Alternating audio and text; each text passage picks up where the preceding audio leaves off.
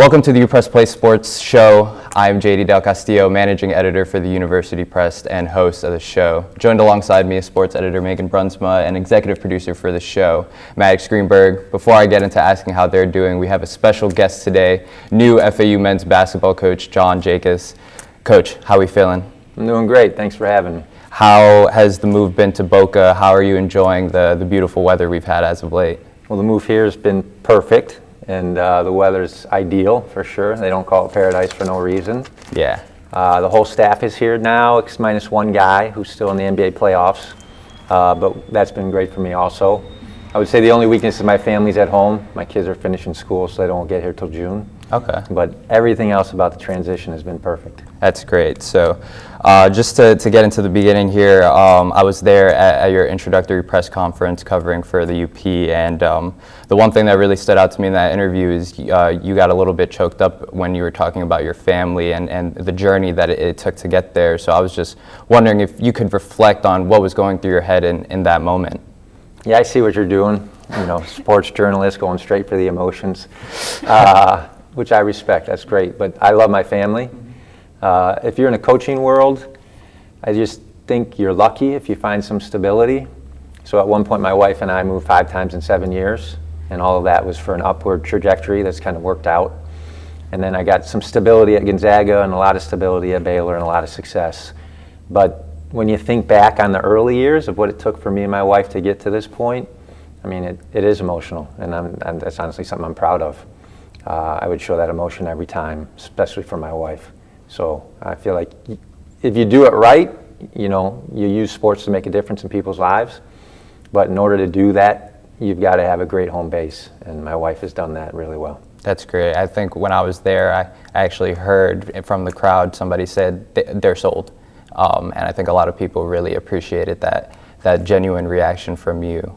But getting into more a little bit about your background in Baylor and Gonzaga. Yeah. So, Coach, so what were some of the things you learned from working under Mark Few and Scott Drew over at Gonzaga and Baylor that you will be bringing to your first year as a head coach at college basketball? Yeah, I think the cool thing about them, and I'll say this with all confidence, I want this to be Gonzaga at the beach. You know, Mark has not left. He could have gone to so many other colleges, and he chose not to. He chose to just stay where he was and build. And one of the main reasons he did that, because he's a family guy first. And what I took from Mark is the ability to do this job well, be excellent at it, and be so good at it that you can still spend time with your family. Because coaches in our profession can get addicted to the job, and then they don't end up spending time with their wife and kids. And nobody puts their family first in this profession better than Mark while still winning. Mm-hmm. So that's probably the one thing I would take from him. There's a bunch of basketball stuff, but the largest compliment I can give him is how he put his family first. And then you see this in the first couple of weeks on the job, but I'm not sure there's a better CEO of running, you know, a high major Division I program. You've got to be a good coach, but there's so many other things, especially with NIL in place now, that almost forces you to be a CEO where you've got to hire, you've got to do contracts, you've got to recruit. There's just a list of things you got to do every day that has nothing to do with basketball.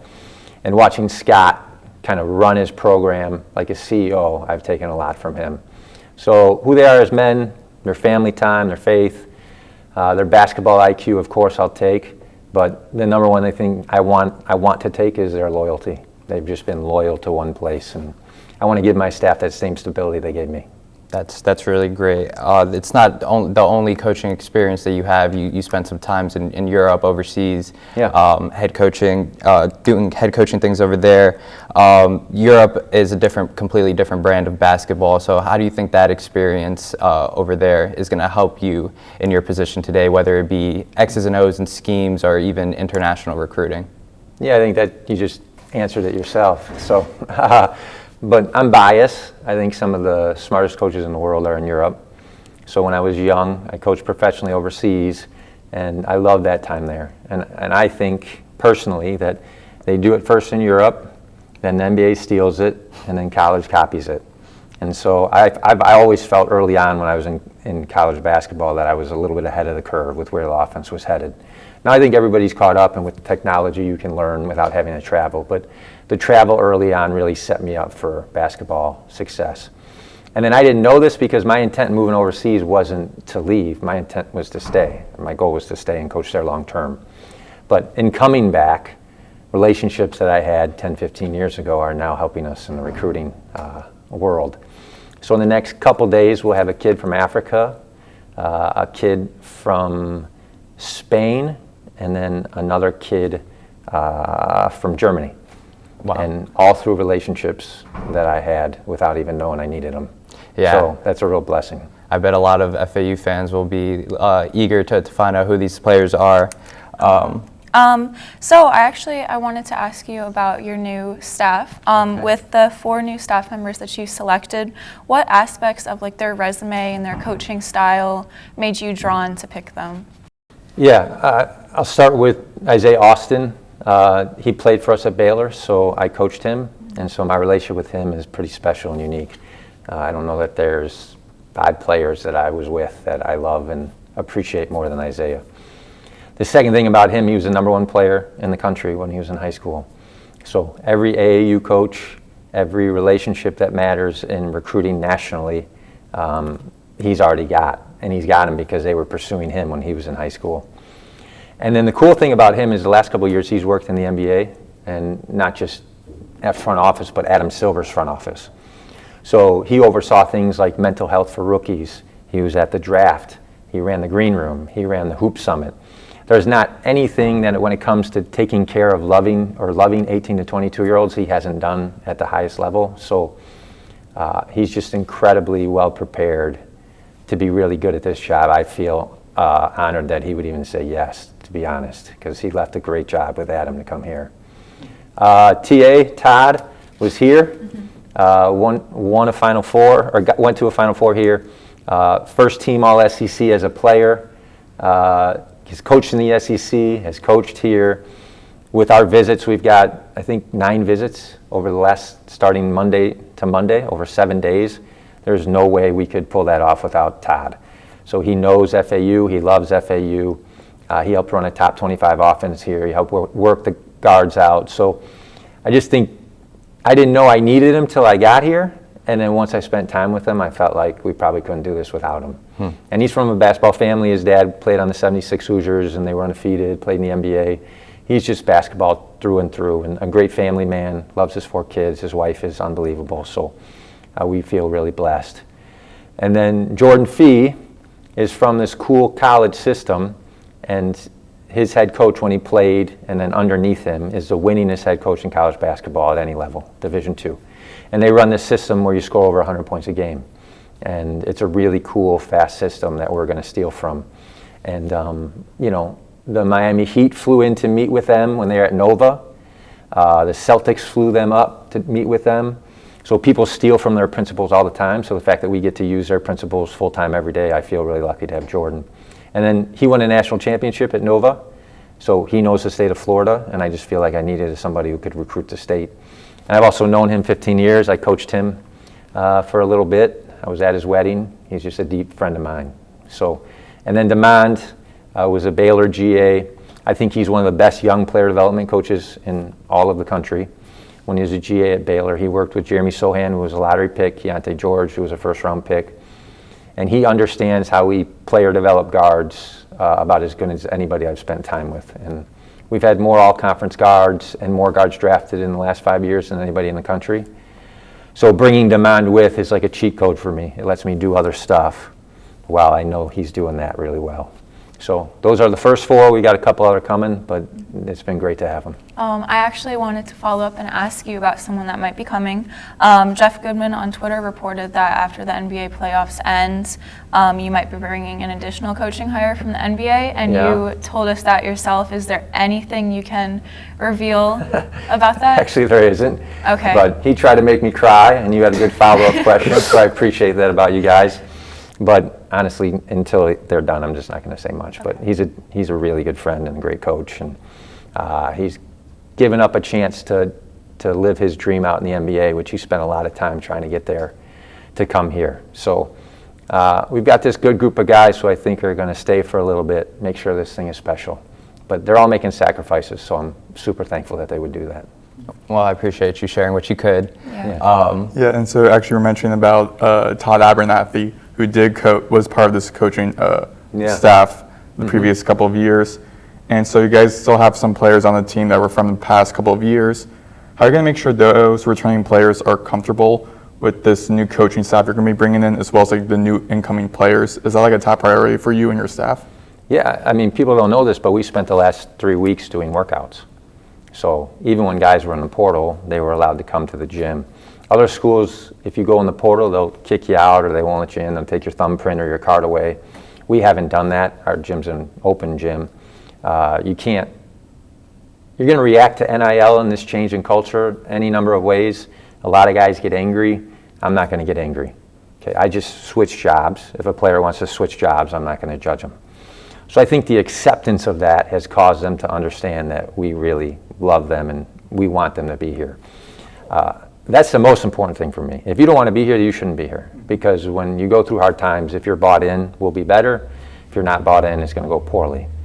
So the assistants, as they've come in, their number one job has been to hang out with these guys all day long. And I just think that we've done a good job of that. And so the guys that are here because they want to be here. They're here because they believe in the new vision. And I think they know that we've always won. So FAU went to a Final Four. I've been to 2. So I like to say we've got 3 Final Fours on staff right now. And, I think the guys should buy into that, and the ones that are staying will. Just to keep going on about the transfer portal, you mentioned the offensive schemes that we can look forward to in the fall. What's the kind of recruiting process like when you're looking at players? Because I've always said on our show that basketball is less about positions and it's more about personnel. So what are you looking for in the portal in regards to the type of players, guards, and big men that you're looking for? Yeah, I agree that basketball's heading to this positionless place, but I think 12 of the last 14 or 13 of the last 15 has started 2 point guards that have won a national championship. And so when we won the national championship at Baylor, we started Jared Butler and Davion Mitchell, both point guards. When we went and lost to North Carolina at Gonzaga, they started 2 point guards, and we started Josh Perkins and Nigel Williams-Goss, 2 point guards. So there's something about ball security, controlling tempo, having the ability to control a college game that 2 point guards helps. So that's going to be part of our system. Our European offense uses more ball screens than almost anybody in the country, so if we don't have 2 of those, we're in trouble.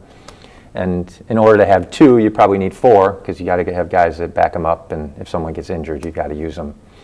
And then for us, because we use a roller in our offense, we're going to have centers that can catch a lob.